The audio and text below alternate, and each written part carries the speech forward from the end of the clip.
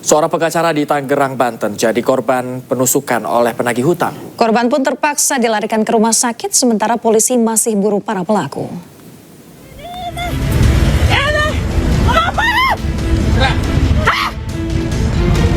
Terserah. Ini kolektor. Perampok. Viral di media sosial saat adu mulut terjadi antara debitur dengan kelompok penagih hutang di Tangerang, Banten. Tak hanya merampas paksa kendaraan, kelompok penagih hutang ini juga menusuk korbannya hingga terpaksa dilarikan ke rumah sakit. Polisi, tolong. Ini suami saya ditusuk.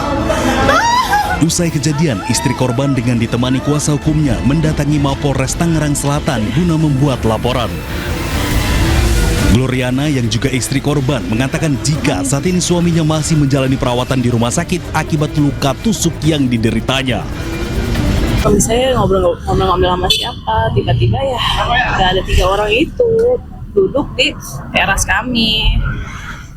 Itu aja. Besoknya di depan perumahan. Di teras pelataran rumah. Iya, duduk kok di meja itu, kan ada meja dan kursi. Mereka udah duduk di situ duluan.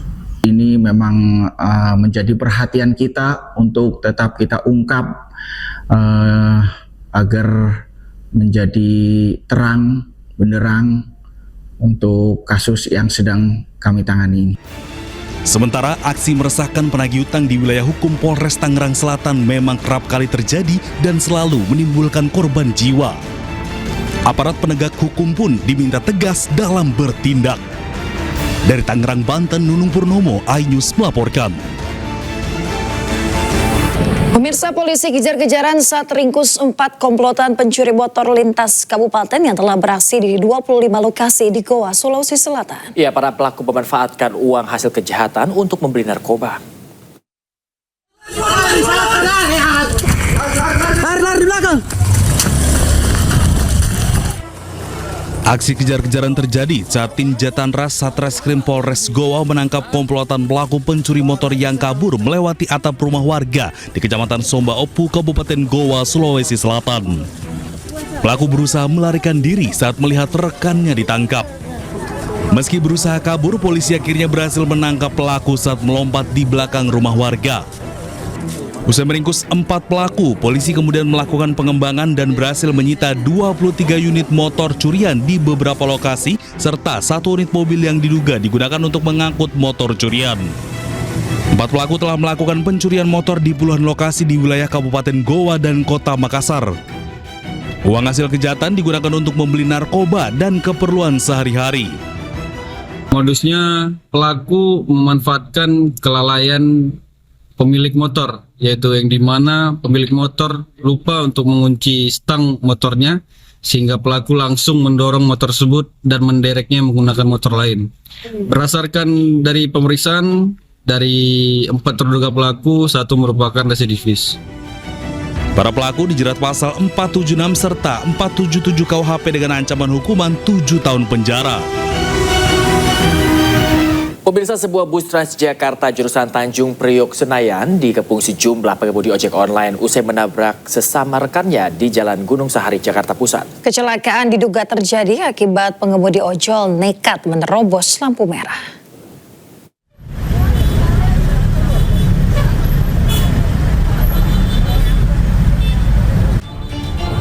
Sejumlah pengemudi ojol dan pengendara roda 2 langsung menghalangi jalan sebuah bus Transjakarta yang mengalami kecelakaan di Jalan Gunung Sahari, Sawah Besar, Jakarta Pusat, Selasa pagi.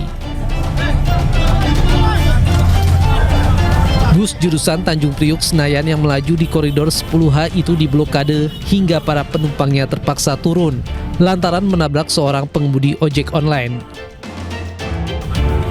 Kecelakaan terjadi di perempatan Jalan Gunung Sahari Raya saat bus yang melaju setelah lampu berwarna hijau tiba-tiba menabrak pengemudi ojek online yang akan menyeberang dengan kecepatan tinggi ke arah Mangga Besar. Akibatnya tubuh korban terpental dan sepeda motornya terjepit di kolong bus. Setahu saya ya, kalau bus itu nggak mungkin melawan arah kalau nggak sesuai dengan aturan lalu lintas. Jadi ada kemungkinan, ini masih kemungkinan ya, bisa jadi dari korbannya yang nyelip. Karena kan kalau bahasa itu nggak mungkin, kalau misalnya lampu merah pasti dia berhenti. Kalau misalnya hijau memang directnya hijau pasti dia bakal terus. Saya selepas dari halte Jembatan Merah, itu posisi lampu masih baru hijau, dan posisi saya memang mau lurus itu posisi lampu masih hijau. Saya lihat itu motor ada yang masih udah menepi dan ada yang salah satu itu menyeberang, saya nggak bisa ngerem. Posisi mereka. Usai dievakuasi, korban yang terluka parah langsung dibawa ke rumah sakit terdekat. Sementara proses evakuasi motor korban sempat terkendala karena terjepit di kolong bus. Kasus kecelakaan ini ditangani unit Laka Lantas Polres Metro Jakarta Pusat. Dari Jakarta, Rani Sanjaya, iNews melaporkan. Pemirsa, proyek pekerjaan jaringan pipa di Penjaringan Jakarta Utara memakan korban pengendara motor. Ya, pengendara terjatuh pemirsa saat berupaya melintasi jalan sempit di pinggir galian di mana akses jalan tertutup karena lubang galian tersebut.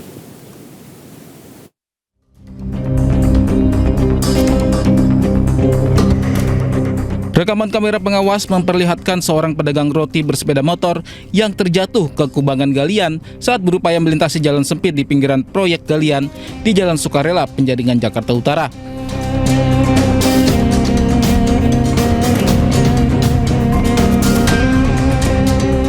Di kejadian lainnya, Pak Sutri yang sedang berkendara motor juga terjatuh ke dalam kubangan 1 meter karena memaksa lewati pinggiran kubangan. Diduga pemotor kehilangan keseimbangan. Jalan di proyek galian perpipaan ini sebenarnya ditutup sementara. Namun sejumlah pemotor tetap nekat melintas, memanfaatkan jalan sempit pinggir galian, meski risiko terjatuh cukup tinggi. Pengendara beralasan terlalu jauh jika harus memutar menggunakan jalur alternatif. Ruang tempat orang mau lewat motor tuh sempit, nggak bisa, orang kasih longgaran lah jalan dikit buat warga. Itu warga emang sempit, adanya sempit. Iya, jadi warga nggak bisa, masih memutar, jangan jauh. Di sini sehari ini ada berapa pemotor yang kecebur? Dua motor sih, tapi yang keduanya saya nggak tahu, nggak ngelihat. Yang keduanya saya nggak ngelihat keceburnya. Oh, tapi ada juga. Nah ada kan suami istri tuh, yang rumahnya yang pintu biru itu tuh. Oh, itu suami istri. Iya. Pasca kejadian, pihak proyek menutup lubang galian agar tak lagi makan korban. Pengendara pun harus menggunakan jalur alternatif. Dari Jakarta, Sofyan Firdaus, iNews melaporkan.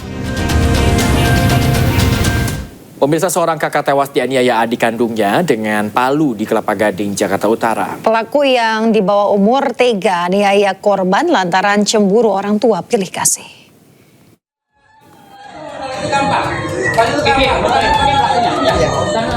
Pelaku yang masih di bawah umur diamankan warga setelah menghabisi nyawa kakaknya di rumahnya di Jalan Puskesmas, Kelapa Gading Timur, Kelapa Gading, Jakarta Utara pada Selasa sore.